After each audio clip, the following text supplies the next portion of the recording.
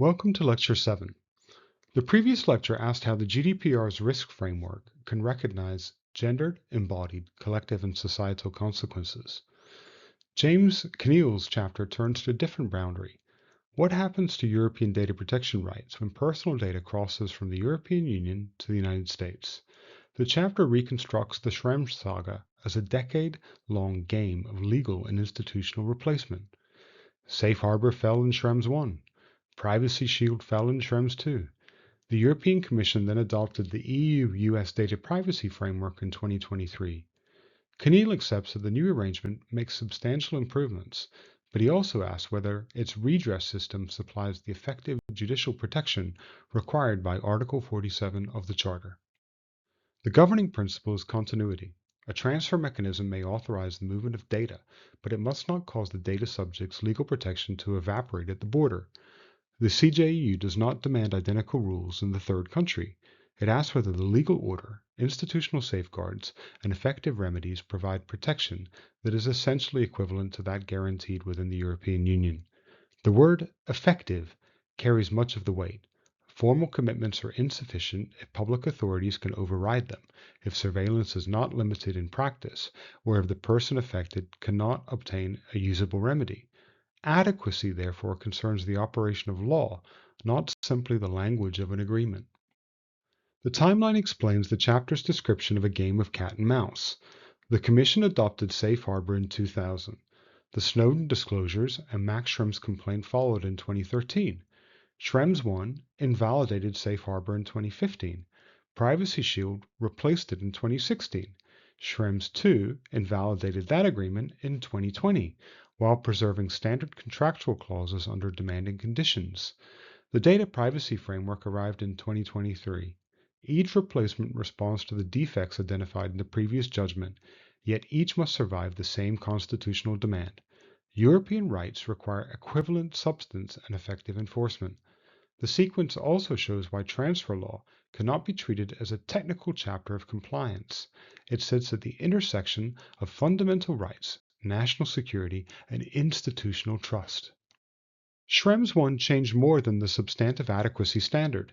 The Irish Data Protection Commissioner had rejected Schrems' complaint because the Commission's Safe Harbour decision remained in force. The CJEU held that a Commission's decision does not prevent a national supervisory authority from examining a complaint. The authority cannot itself invalidate an EU act, but it must investigate, and where it shares the doubts, enable national proceedings through which the validity question can reach the CJEU. The Court retains the sole power to declare the Commission decision invalid. This architecture is really important because it prevents adequacy decisions from becoming immune to evidence that conditions in the third country no longer match the Commission's assessment. Safe Harbour failed for three connected reasons. First, it relied heavily on self-certification by participating U.S. organizations.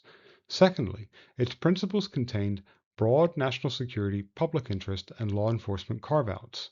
Thirdly, EU data subjects lacked effective legal protection against state access, including a route to obtain access, rectification, or erasure.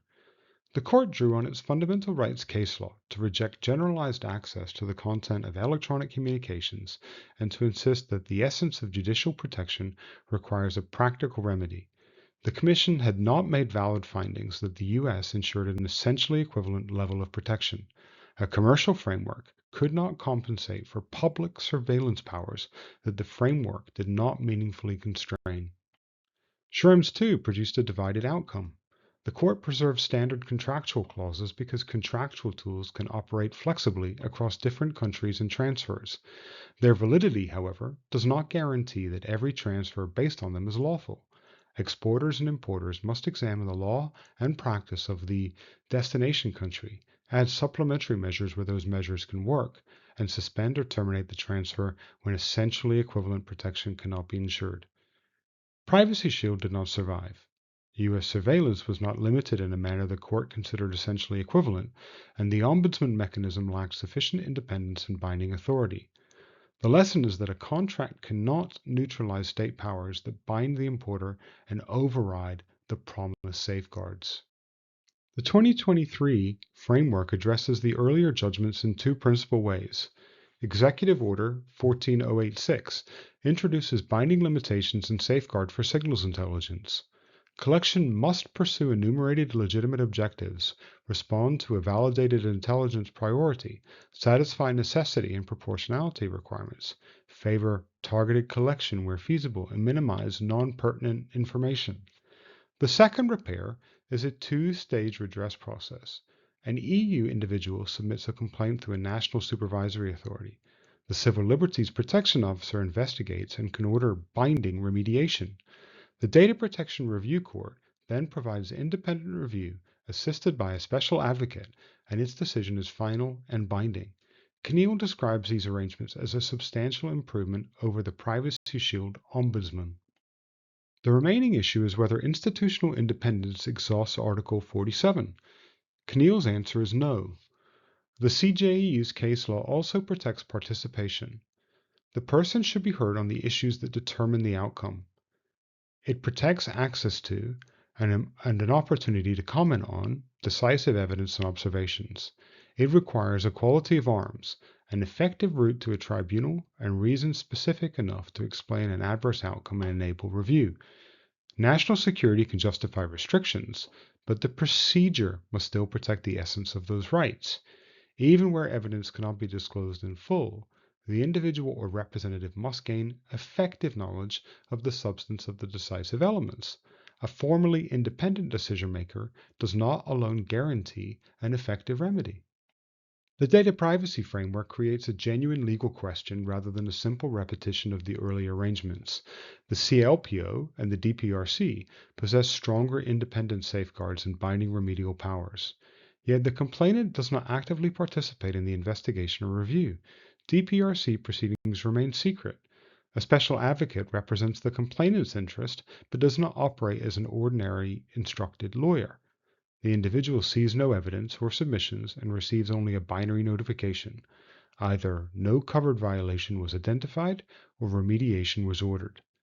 The unresolved question is whether an adequacy assessment requires a third country national security tribunal to meet the full range of Article 47 guarantees applied within the Union. Kneale concludes that these characteristics provide fertile ground for a Schrems III style challenge. A transfer mechanism survives only if rights travel with the data in practice, including a remedy that the data subject can actually use. The data privacy framework is not Safe Harbour with a new label. It repairs important deficiencies, but the history of Schrems shows that adequacy depends on the whole legal and procedural environment, not on commission confidence alone. Don't forget to check out the next video in this series, where we examine how the AI Act and Digital Services Act have silently reformed the GDPR without changing a word of its text.